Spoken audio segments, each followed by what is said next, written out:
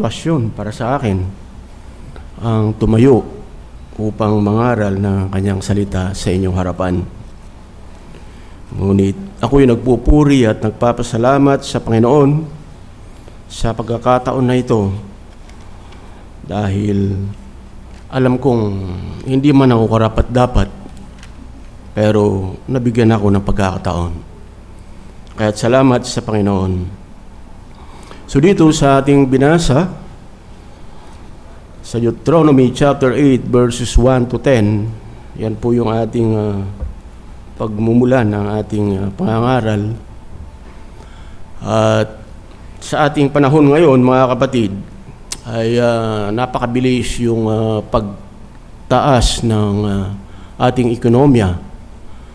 At napakabilis din yung paglobo ng presyo ng lahat ng mga bilihin.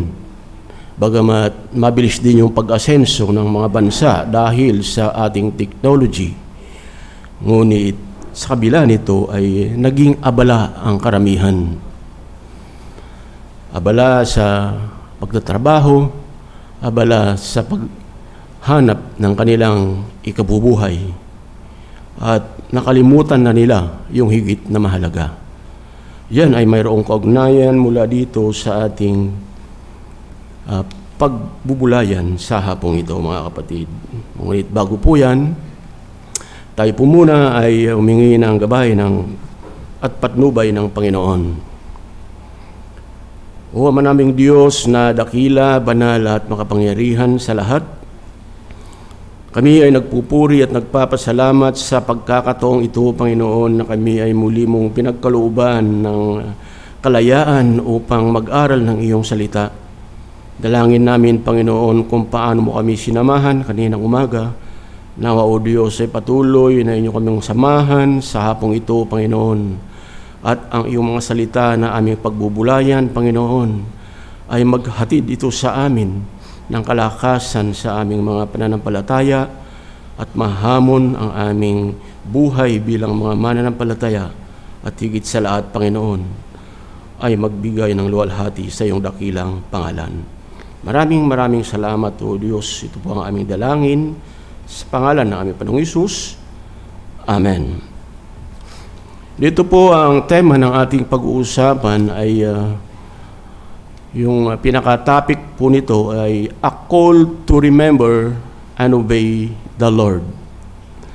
O panawagan upang alalahanin at sundin ang Panginoon. So ano yung ating aalalahanin at ating susundin na sinasabi rito ni Moises? Ang una po dyan, yung unang points po natin dyan is His commandments and His will. Yung kanyang mga utos at ang kanyang yung kanyang will ito'y kalooban. Yan po, mga kapatid. At yung pangalawa po ay His amazing work and great provision. Yung kanyang kamanghamanghang gawa at yung kanyang dakilang patnubay at gabay. Sa kanino? Para sa mga Israelita. Ito yung sa kanyang piniling bayan. At yung pangatlo, mga kapatid, ay mamaya ko na po ibibigay upang maging suspense naman at hindi nyo po ako tulogan. So una, yung unang points po natin, yung God's commandments and His command. Anong sabi dito ni Moises? Itong mga talatang ito, mga kapatid, ito yung tagpo na kung saan ay patuloy na nagbibigay ng tagubilin si Moises sa kanila. Dahil sila ay nalalapit ng pumasok doon sa lupang pangako na siyang pagdadalhan ng Diyos sa kanila. Na nung time na iyon, paulit-ulit yung sinasabi doon ni Moises sa kanila na alalahanin ninyo at huwag ninyong kaliligtaan yung mga utos ng Panginoon na ibinigay ko sa inyo o na inuutos ko rin sa inyo. Yun yung sinasabi ni Moises sa kanila. Patuloy yung kanyang tagubilin na ito dahil alam niya na yung kanilang pupuntahan doon ay mayroon pong panganib. Bagamat yung lugar na yon ay lugar na masagana. So, masaganang lupain. Pinakita rito napakaraming mga mines, mga pagkain, lahat. Sila'y mabubusog. At dito, sinabi ni Moises sa kanila, yung tagubilin na ito ni Moises sa kanila ay yung unang kanyang idinidiin dyan is yung unang bahagi ng utos ng Panginoon. Na huwag nilang kalilimutan na yung Panginoon na nagbigay sa kanila doon pa lamang sa bundok ng Sinai na nung ibinigay ng Panginoon kay Moses yung 10 utos doon, nung pagbaba na ni Moises ay sumpungan niya itong mga Israelitang ito na sumasamba sa Diyos-Diyosan. Kaya't nagalit si Moises at ibinagsak niya yung batong iyon kung saan nakasulat na roon yung 10 kautusan at yun ay nadurog. So dahil sa katigasan ng ulo ng mga Israelitang ito, kaya't nangyari iyon. At sa ikalawang pagkakataon ay si Moses na yung nagdala ng 2 tapyas na bato roon at ang Diyos ang siyang sumulat doon ng kanyang kautusan at pinagawa siya nung kaban ng tipan kung saan doon na ilalagay yung 10 utos na iyon na habang dala-dala nila yung kaban ng tipan na iyon, kasama nila ang Diyos. So dito, yung God's commandments na ito and His will, yung kanilang paglalakbay doon sa ilang, nung sila'y hanguin sa kanilang pagkaalipin sa Ehipto, ay nakita nila yung kamanghamanghang ginawa ng Diyos sa kanila roon. Ngunit mamaya na natin bigyan ng diin dyan pagdating sa ikalawang points natin. Ngunit yung ipapakita muna natin dito, mga kapatid, na yung 40 years ng kanilang paglalakbay dito ay dinidisiplina sila ng Diyos. Tinuturuan sila ng Diyos. Dahil sa katigasan ng kanilang mga ulo upang sila ay matutong magpakumbaba sa Diyos. Yun po yung una. Magpakumbaba sila sa Diyos at sila ay magsisi sa kanilang mga kasalanan at matuto silang sumunod sa kanyang utos. Kaya niya niloob ang mga bagay na iyon. Sila'y dumanas ng hirap, wala silang pagkain. Remember yung kanilang paglalakbay for 40 years, nung panahon na yon, walang tindahan doon sa wilderness, doon sa ilang na yon. Wala ring mall, walang restaurant, walang mabibilhan ng kanilang pagkain. Pero sino yung nag-provide ng mga pagkain na yon? Ang Diyos. So makikita natin yung gabay ng Diyos sa kanila ay naroon. Yung tubig, wala silang makukunan.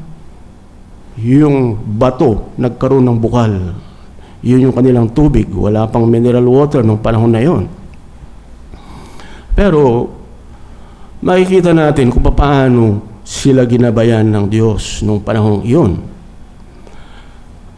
Ipinakita ng Diyos na yung kanyang dakilang gawang iyon sa pamamagitan ng kanyang paggabay sa kanila ayon sa kanyang kalooban na dapat silang magpasakop doon.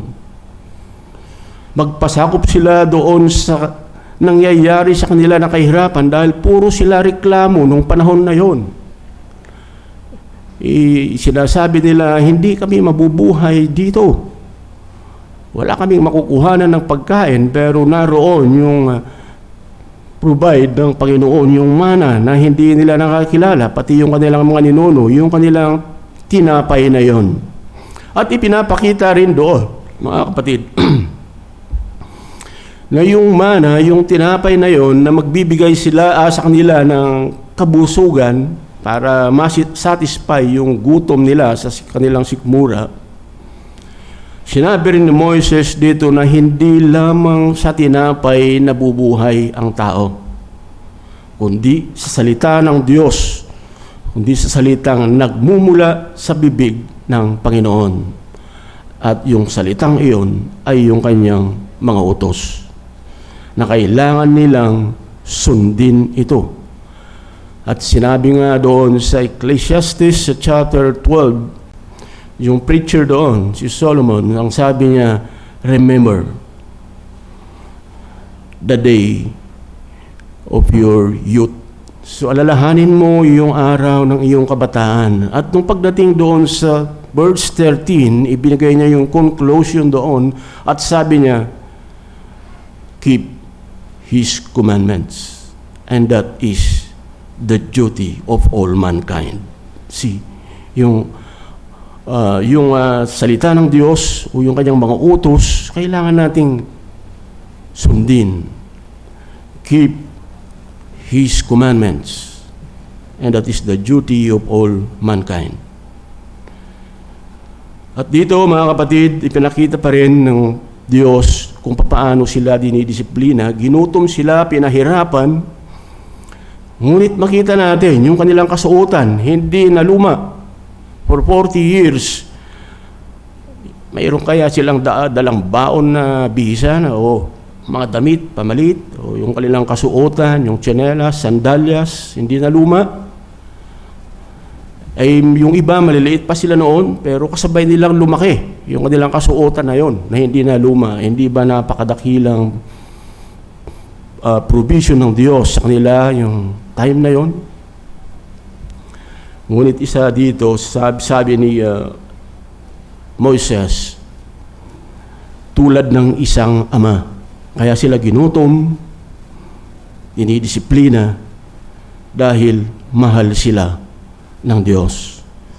So, yung dahilan kung bakit sila'y hinango doon sa pagkaalipin sa Ehipto ay dahil sa pag-ibig ng Panginoon. Mababasa niyo yan sa chapter 5, verse 37, na yung pag-ibig na yon, dito pa rin sa Deuteronomy, chapter 5, verse 37, nang dahil sa pag-ibig ng kanilang ninuno, kaya't yung kanyang piniling bayan na iyon mula kala Abraham na siyang ninuno nila at ating ninuno rin sa ngayon, si Isaac at si Jacob, dahil doon sa pag-ibig kung bakit sila hinango roon.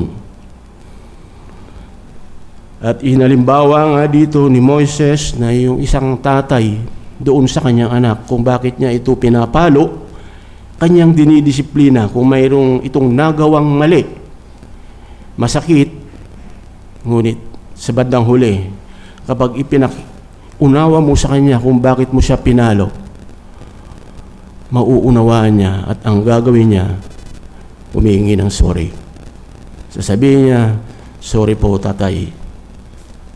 So ito yung nais ng Diyos na gawin ng mga Israelitang ito dahil sila'y matigas ang ulo at ang kanilang ginagawa, puro reklamo, maging si Moises ay kanilang sinisisi. At sa kanilang pagreklamo, makikita na natin dyan na sila'y walang pananampalataya sa Diyos. Because of their unbelief, kaya hindi nila magawang sumunod sa kautusan ng Diyos. Yan po yung iniuutos ng Diyos. At sa atin naman, mga kapatid, sa ating panahon, kung maaalala nyo, remember yung Pariseo, nung magtanong siya sa Panginoong Hesus, anong tinanong niya? Sabi niya, ano ang pinakadakilang utos? Sumagot ang Panginoon, sabi niya rito sa Matthew chapter 22, verse 37 hanggang 40, sabi ng Panginoon, ibigin mo ang Panginoon mong Diyos ng buong puso mo at ng buong kaluluwa mo at ng buong pag-iisip mo.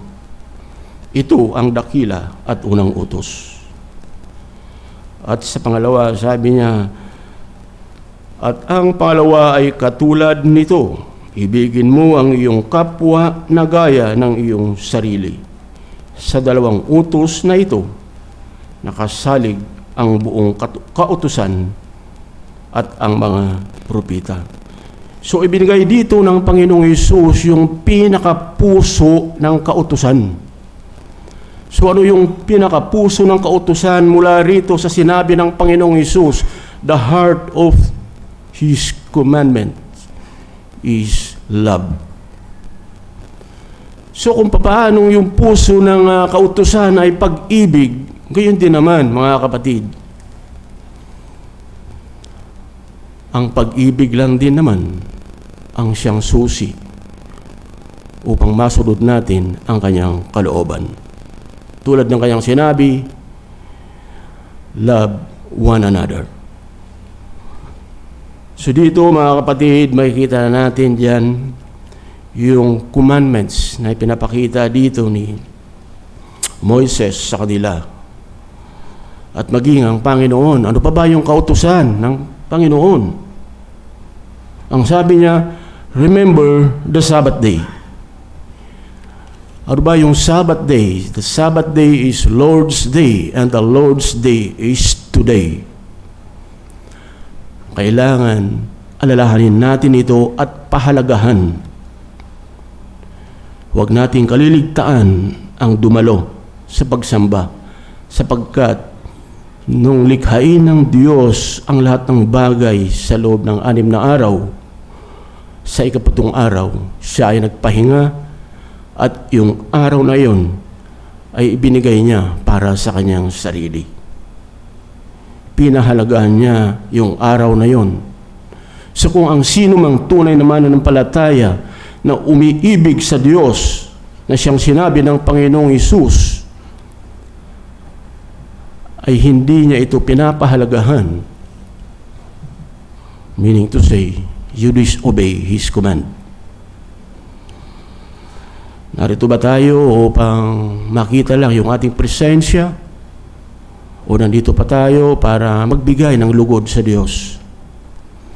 Yung pagtungo rito sa pagsamba, mga kapatid, ay napakahalaga sapagkat dito nakikita yung bunga ng ating pananampalataya.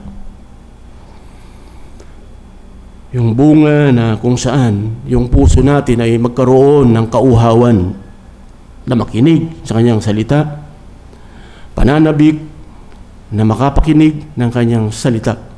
Kung bakit mayroong uhaw at pananabik? Dahil motivated ito ng pag-ibig. That's the way how to obey His command. Now, dito na po tayo mga kapatid sa number 2. Naiksi lamang po tayo. Yung ikalawa po rito, ang sabi niya, ang sabi dito is His amazing work and His will. Yung kanyang kamanghamanghang mga gawa at ang kanyang kalooban. Ano yung kamanghamanghang ginawa ng Diyos nung panahong iyon, nung hanguin niya yung mga Israelita mula sa pagkalipin sa Ehipto? Di po ba noong sila'y tumatakas na mula doon sa mga Ehipto na humahabol sa kanila, nahati yung dagat. At sila'y nakatawid doon na hindi man lamang nabasa yung kanilang talampakan. Isang kamanghamanghang gawa na ng Diyos ito nung panahong iyon. At pagdating ng araw na napakatindi yung sikat ng araw, nandoon naman yung tinatawag na haliging ulap or pillars of cloud, na kung saan yun ay nagsisilbing lilim sa kanila upang hindi po sila masikatan ng araw at baka sila ay mahilo sa kanilang paglalakbay. Wala pa namang mga high blood siguro noon, pero yun yung kalooban ng Diyos upang ingatan sila sa kanilang paglalakbay. At pagdating naman sa gabi, naroon naman yung pillars of fire, yung haliging apoy na tatanglaw doon sa kanilang dinadaanan upang hindi sila mapahamak. Dahil doon sa ilang na yon, yung welders na yon, mga kapatid, marami pong mga kamandag na ahas at mga alakdan. Mababasa nyo rin yan dito sa chapter 9, sa verse 15 yata yun. Okay po, babasahin ko muna mga kapatid. Sa verse 15 ng chapter 9, atras po muna tayo.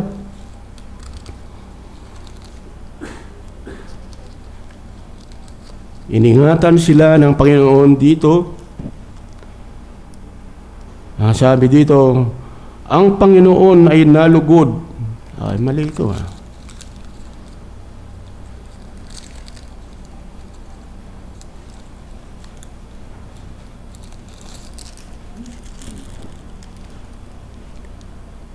Sa gayoy, pumihit ako at bumaba mula sa bundok at ang bundok, 13 yata.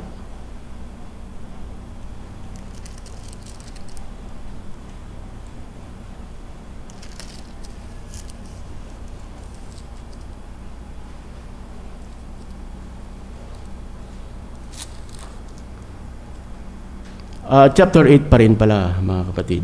Chapter 8, sabi dito, na siyang pumatnubay sa iyo sa malaki at kakilakilabot na ilang na mayroong mga makamandag na ahas at mga alakdan at tigang na lupa na walang tubig na siyang nagbibigay sa iyo ng tubig mula sa batong kiskisan. So dito mga kapatid, yung verse 15 pa rin, ng chapter 8 pa rin. Alam niyo po, nakakita na po ba kayo ng ahas doon sa sa disyerto? So I think nakakita na kayo sa inyong mga cellphone. Ano po? Itong mga ahas na ito, sila po yung mga tuso na nilalang ng Diyos.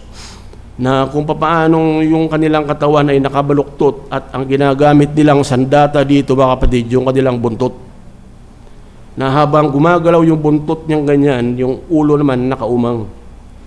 So nagmumukhang insekto itong buntot niya na lumilipad, gumagalaw, at pag nakita ito ng mga ibon, pag tinuklaw niya ito, sasakmalin na nila yung ibon na siyang pagkain na nila. So ganun katuso itong mga ahas na ito. Bagamat tuso itong mga ahas na ito, hindi sila ipinaubaya sa mga ahas na ito, itong mga Israelitang ito. Kung ginusto niyang patayin dahil sa katigasan ng kanilang mga ulo, ipapatuklaw na lamang niya doon sa mga ahas. Ngunit isa sa nakamangha-mangha dito mga kapatid, na kahit itong ahas na ito, itong nilikha ng Diyos na pinakatusong nilikha niya, hindi niya pinabayaan. Nag-provide pa rin siya ng pagkain sa kanila upang sila rin man ay mabuhay. See, kung gaano kabuti ang Diyos.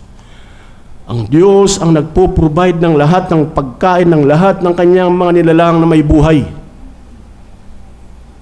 How much more tayo mga kapatid? How much more sa kanila? Yun yung naisipakita dito ni Moises. Kung paano iningatan ng Diyos o ng Panginoon itong mga alakdan at itong mga ahas na ito at hindi niya sila pinabayaan. Hindi ba't higit kayo? Ito yung sinasabi ni Moises sa kanila. Kaya't huwag ninyong kalilimutan ang Panginoon na nagdala sa inyo dito. Dahil ito yung time na ipapasakop na sa inyo itong lupang ipinangako ng Diyos. Itong masaganang lupa na ito. Makikita natin kung gaano kadakila ang Diyos, kung gaano kabuti ang Diyos. Yun yung kamanghamanghang ginawa ng Diyos sa kanila nung panahong iyon. Pero ito naman, mga kapatid, higit na kamangha-mangha yung ginawa ng Diyos sa atin nang dahil pa rin sa pag-ibig. Nung ibinigay niya ang kanyang bugtong na anak upang mamatay sa krus para sa katubusan natin. Yung kamatayan ng Panginoong Hesus doon sa cross. Inalay niya yung kanyang buhay para sa atin. Hindi ba't kamangha-manghang ginawa ito ng Panginoon para sa atin? Brothers and sisters, remember the day that the Lord has made. Napakadakila ang ginawa ng Diyos na ito, mga kapatid. Kaya tulad ni Moises, kung paanong binibigyan niya ng paulit-ulit na tagubilin nitong mga Israelitang ito, gayon din naman ngayon, mga kapatid. Saklaw pa rin tayo ng sinasabi ni Moises na ito sa ating pagkakataon ngayon. Kung paanong ang Panginoong Hesus ay nag-alay ng kanyang buhay para sa atin. Kung paano ang Diyos na nangako sa kanilang mga ninuno roon na sila'y dadalhin doon sa lupang pangako at tiyak na kanyang gagawin yun. Ipapasakop na sa kanila yung lupang pangako na yun, yung masaganang lupa na yun, mga kapatid. At nangyari na nga yun, mga kapatid, sa ating kapanahunan. At maging yung kanilang hinihintay noon ay pinangako ng Diyos yung pagparito ng Mesaya, yung tagapagligtas, nangyari na yan. Hindi ba tapat ang Diyos sa kanyang pangako? Yun ipinapakita ng Diyos kung gaano katapat sa kanyang pangako. At ngayon, bilang tayong mga mananampalataya, ang hinihiling ni Moises sa kanila noon is to trust and obey the Lord. Magtiwala lang kayo at sumunod sa Panginoon. Yun yung wala sa kanila noon. Alam ni Moises yung kondisyon ng kanilang mga puso noong time na yun, at lalo na ang Panginoon. Na once na sila'y natungtong na doon sa masaganang lupain na yun, yung ipinangakong lupa na yun ng Panginoon sa kanila, mayroon pong panganib. Gayon din naman sa atin, mga kapatid. Patuloy na nangungusap ang Diyos sa atin mula sa mga talatang ito. Kung paano ang Panginoon ay inalay niya yung kanyang buhay dahil sa pag-ibig. Sapagkat kayo na lamang ang pag-ibig ng Diyos sa sanlibutan. Yung love na ito, mga kapatid, yan yung susi upang ang bawat mananampalataya ay makasunod doon sa kanyang utos. Napakadakila ang salita ng Diyos na ito at napakalawak pa nito kung ating patuloy na uungkatin pa itong mga talatang ito, mga kapatid. Ngunit kukulangin tayo ng oras. Kaya iniksyan ko na lamang muna, mga kapatid. At dito sa pangatlo, dito po, ito yung main concern ni Moises, yung panganib ng kasaganaan, the danger of prosperity. Ano dyan? Sinabi doon sa verse 7 hanggang sa verse 10, ang sabi niya,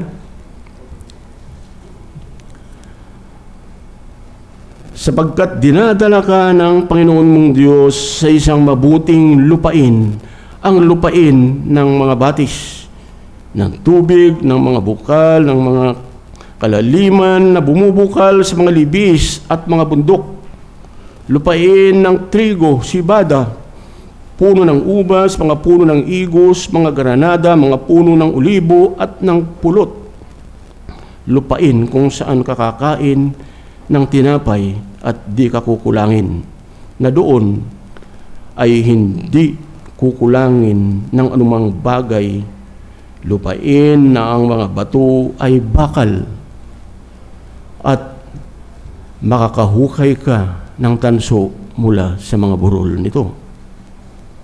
Kakain ka, mabubusog at iyong pupurihin ang Panginoon mong Diyos dahil sa mabuting lupain na kanyang ibinigay sa iyo. Mga kapatid, yung masaganang lupain na yon, yung promised land na yon, kung gaano kasagana na sila ay dumanas noon ng gutom nung panahon na sila ay naglalakbay for 40 years, and now this time ay papasok na sila roon at magiging sagana na yung kanilang buhay. Pero yung panganib, mga kapatid, umatras po tayo dito sa verse 7, verse 25. Ito yung pinapakita dito ni Moises sa kanila.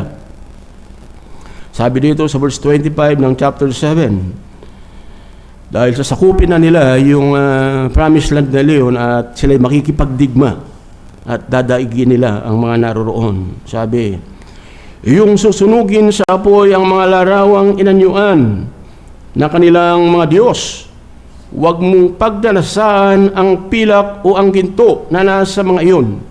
Hindi ko kunin mo para sa iyo upang ikaw ay huwag mabitag nito sapagkat ito'y karumaldubal sa Panginoon. Yung patibong, yung mabitag. Ito po yung patibong ng kalaban, mga kapatid. Patibong ng kaaway. Yung kasaganaan, yung kayamanan, yung pilak at ginto. Na yung time na yon, yung kanilang ginagamit na ipambili ng kanilang mga pangangailangan. Dahil hindi pa uso ang pera nung time na yon. And gold and silver, yung katumbas niyan, yung pera natin ngayon. Kapag sila'y nagtamal na ng mga ganito, mga kapatid, sinusigurado ni Moises na masisway na yung kanilang pagtitiwala sa Diyos. Pupunta na rito sa silver and gold. Marami pong mga politiko na nagpapatayan. Bakit? Hindi lamang sa posisyon, hindi dahil sa pera. Maraming mga taong gumagawa ng mga tawagin nating sindikato. Patuloy yung kanilang ginagawang labag sa batas ng dahil sa pera. Anong sabi ng Panginoon? For the love of money is the root of all evil. Yung pag-ibig ng salapi ang siyang ugat ng lahat ng kasamaan. Yan yung main concern ni Moises sa kanila noon, and this time, yan pa rin yung main concern ng Diyos sa atin mula sa talatang ito, mga kapatid. Kaya tulad ng aking sinabi kanina, na yung aking introduction is yung marami na pong nagiging abala. Nakakalimutan na nila yung utos ng Diyos sa kanila. Yung salita ng Diyos na natanim sa kanilang puso.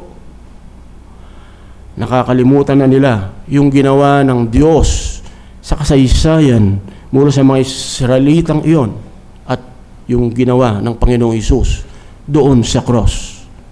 Kung bakit niya inalay yung kanyang buhay. Yun yung mabigat, mga kapatid, dahil tiyak na pupuksain sila ng Diyos. Hindi po sila patatawarin ng Diyos. Dahil ito'y isang uri ng pagsamba sa Diyos-Diyosan.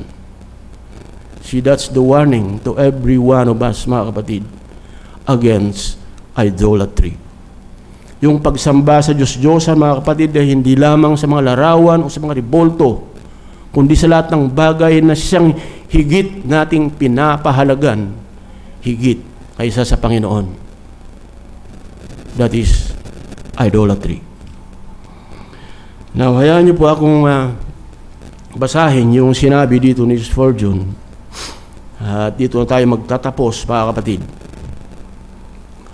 Ang sabi niya rito, we are not saved by obedience, for obedience is the fruit of faith. We are saved through faith, and by faith leads us to obey. So hindi tayo naligtas sa pamamagitan ng pagsunod, mga kapatid. Dahil ang pagsunod ay bunga lamang ng ating pananampalataya. Tayo'y naligtas sa pamamagitan ng pananampalataya. At ang pananampalatayang ito ang siyang magtuturo sa atin upang tayo'y sumunod sa utos ng Panginoon. So sana, mga kapatid, tulad ng ipinangako na ng Panginoon na siya'y muling babalik, yung ating pananampalataya, yun yung pag-asa, yung kanyang muling pagbabalik. Nawa, madatnan niya tayo na tayo'y nagtitiwala at sumusunod sa Kanya. Sa Kanya ang lahat ng papuri at pasasalamat. Purihin ang Diyos. Tayo po'y manalangin. O manaming Diyos na dakila, banal at makapangyarihan sa lahat.